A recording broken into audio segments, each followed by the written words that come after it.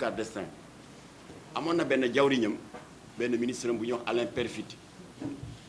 Alain Peyrefitte dafa bindoon benn benn téere bu am solo bu siiw tubaab di ko wax best-seller intitulé Quand la Chine s'éveillera le monde tremblera jamono boobu chinois yi 700 millions la ñu woon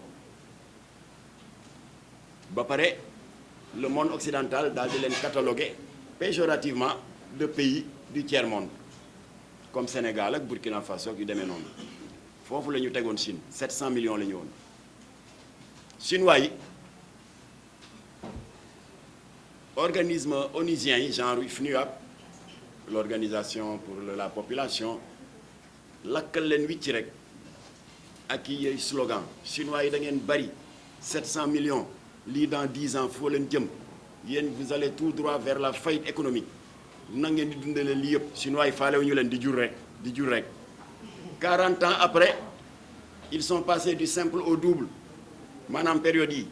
Chine jógee na 700 millions ñu ngi ci 1 milliard 450 millions ba pare curieusement ak contrairement à l'avenir sombre que l'Occident leur prédisait la Chine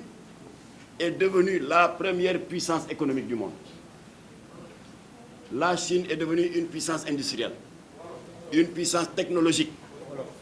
Chine dafa nekk ki gën a xarañ ci wàllu koom gën a xarañ ci wàllu jumtuwaay yu xarale yi ñu di ko wax nouvelle technologie gën a xarañ ci wàllu defar gànnaay waaye tamit gën a xarañ en tant que puissance financière parce que bu ñu fàtte ne bi Obama di jël pouvoir en 2008 dafa fekk un déficit budgétaire kan moo xettali États-Unis du Banque mondiale du Fonds monétaire chinois yi ñoo leen xettali lebal leen xaalis Chine ba ñu doon wax démb ne yéen a ngi jur rek dans 10 ans ngeen daanu ñoo xettali États-Unis kon nag Chine bokk na léegi ci les 3 pays yiy def le plus gros volume d'investissement à l'étranger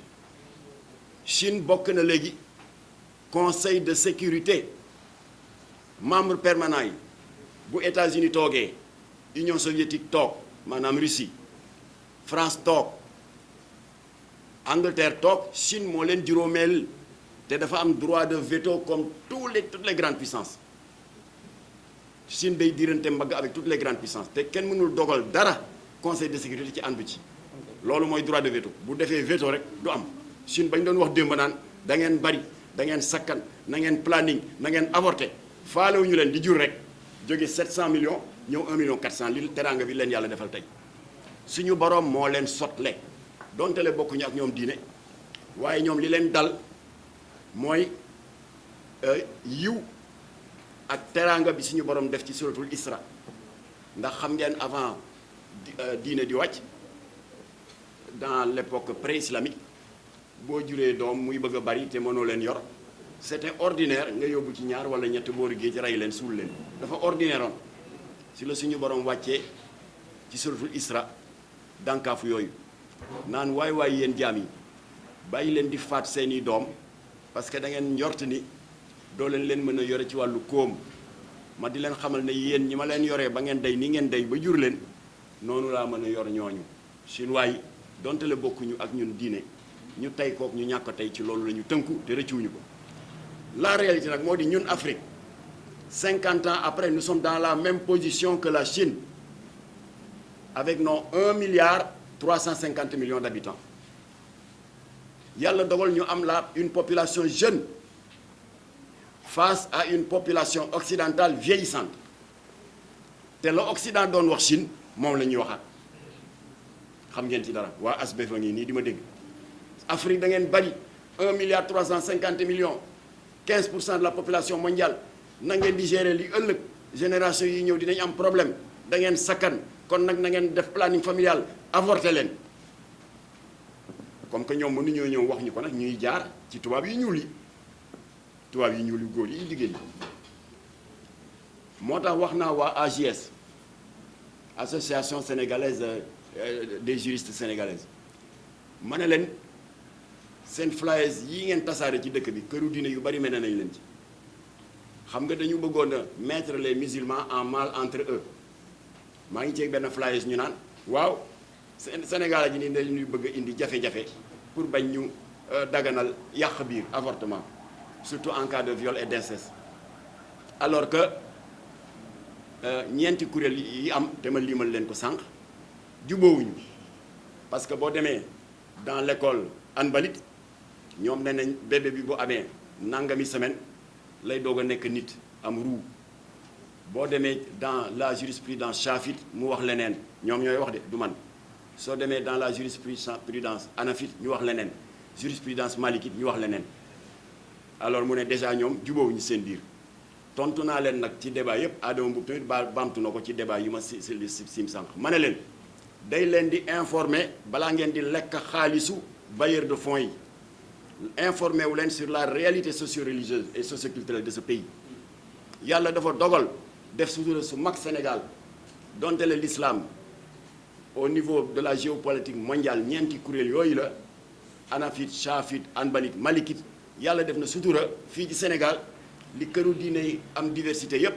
Touba Tivaouane Ndiassane Thiénaba Niassène Medina Baye Layène famille omarienne ñoom ñëpp ñu ngi tënku ci nguuru imam Malik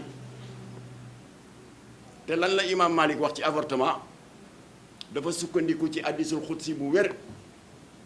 mooy hadis yoo xam ne donte le du alxuraan waaye suñu borom moo ciy wax ak ñun hadis boo xam ne c'est rapporté par imam Muslim suñu borom ne bu embryon mooy ovule boo xam ne lii jógee ci ku góor ki ñëw na fécondé ko su embryon bi amee ñeent fukki guddi ak ñaar 42 nuits dans le ventre de la maman suñu borom dafay yónni benn malaayika jox ko benn mission bu ñuy wax ruuhu rabbaniya bu ñëwee day jàpp ovule bi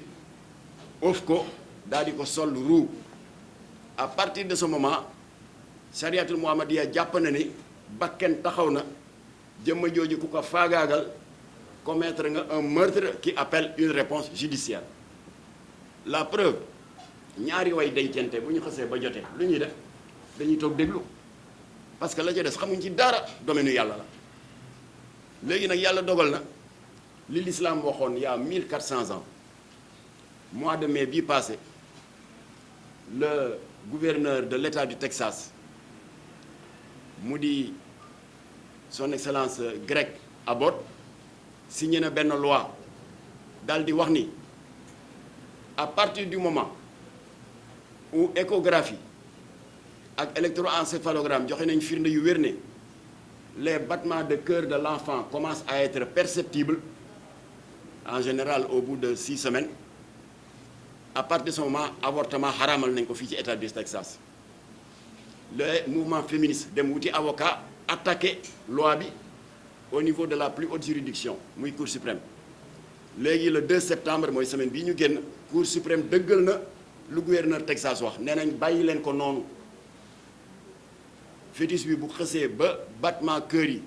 commencé perceptible États-Unis considéré ne bakken nga faat kon c'est un crime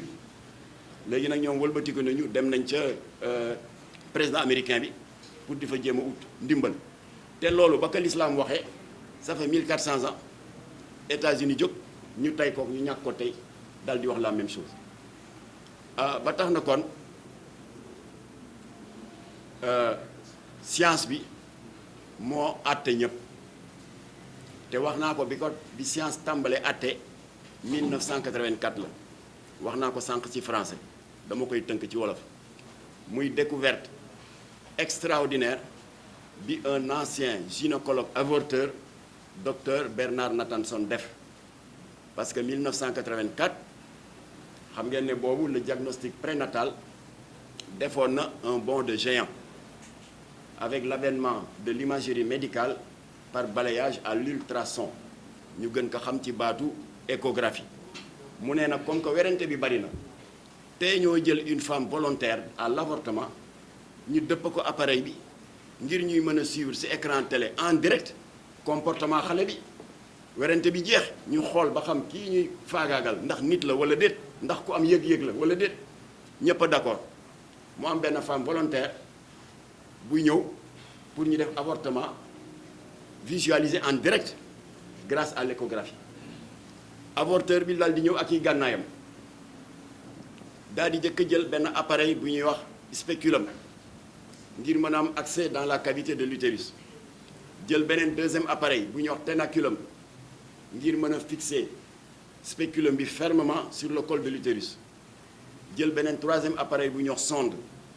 foofu lay nattee fu xale bi toll dans l'utérus de sa maman bu ko xësee ba localiser nag daal di jël nag appareil bu garaaw bi mu di l'embout de succion embout de succion nii rek la toll dañ ko relier ak benn tuyau branché ko ci benn aspirateur bu bari doole loolu mooy liy exécuter bébé bi mu dugal ko nag bébé bi moom yëgu ci dara yaa ngi koy gis ci écran bi danaa leen yónnee vidéo bi boo leen pare ku ci ne na nga joxe sa numéro WhatsApp bébé bi mu ngi nekk dans l'enveloppe amniotique mooy enveloppe boobu am liquide bi tey aar xale bi mu ngi nekk ci biir ndeysaan à l'aise à un moment donné sax dañuy gis baaraam bi mu mel ni koy sax rek avorteur bi egsi embout de succion bi la dëkk teg ci enveloppe xotti ko daal di manque liquide bi rek xale bi tiit daw tafu sur les parois de l'utérus daal di ŋaang moo tax ki defar film bi tuddee ko le cri silencieux parce que xale bi ŋaang na mais est-ce que dafa yuuxu te cri bu kenn dul dégg la électrocardiogramme bi en même temps daal di relever que rythme cardiaque bi dafa monter en flèche jóge 140 battements à la minute yéeg ba 200 battements à la minute kooku koy tiit na avorteur bi di ko luux-luuxi rek nga di ko gis ci écran bi mu di ko luux ba daj ko actionné aspiration bi rek mu manque xale bi daal di ko démembrer déchiqueté ko xotti yaram bi yóbbu lépp ba mu des bopp bi parce que bopp bi xajul ci embout de succion bi avorteur bi nag daal di jël beneen cinquième appareil bu ñuy wax le forceps boobu la dugal ci biir jàpp bopp bi bés une forte pression écrasé ko jëlaat embout de succion bi dugal manque nettoyé utérus bi set foofu nit a fa nekkoon avortement du benn morceau yàpp bu ñuy loqati rek sànni doomu aadama moo fa nekkoon et c'est un film en direct boo xam ne dañ ko réalisé par l'imagerie médicale balayage à l'ultrason mu génn ci écran bi ça dure 30 minutes dinaa leen ko jox ku ne ci yéen ngeen xam mouvement féministe yi wax naa leen jox leen na seen adresse wasa ma jox leen ko waaye bañ nañ ndax bu ñu ko xoolee dinañ du ñu nelaw alors ki réalisé loolu c'est un ancien avorteur Bernard Nathanson dafa gëmoon avortement ba c'est le président de la Ligue mondiale pour le droit à l'avortement daf ko gëmoon ba am na des cliniques dans beaucoup de pays à travers les pays occidentaux daf ko gëmoon ba 30 ans de carrière am yi moom moo bind de te vidéo bi ma leen di jox di ngeen ko gis moom muy wax anglais lay wax mais dina am ko traduire daf ko gëmoon ba 30 ans de carrière am moom moo wax ne avorté na 75 000 fois 75 000 bakken faat na leen nee na ni mu mën a def nag pour jéggalu boromam mooy alal ji mu ci am yëpp mu investir ko def un plaidoyer à travers le monde pour nit ñi xam que la réalité de l'avortement comme quoi que faat bakken moo tax film bi dawal nañ ko au Sénat américain dawal nañ ko au Sénat français dawal nañ ko à la Chambre de communes de Londres sénatrices yu bari dañu ne woon bàcc di jooy ndax la ñu leen doon wax ci avortement ak la ñu gis en réalité ak seen bët jaxaran wuute na kon nag ñu ngi ñaan mouvement féministe yi na ñuy wax jigéen ñi dëgg waaye di defar ay spot di bëgg a jur ci nit ñi yërmande waaw dañ ko violé day ko nangam nañ leen di wax dëgg da leen wax ne bakken la ñuy faat te kooku ngeen di faat maari day taal yi ñun ñi bu fekkoon suñuy waajur def nañu ko duñ fi toog tey di wax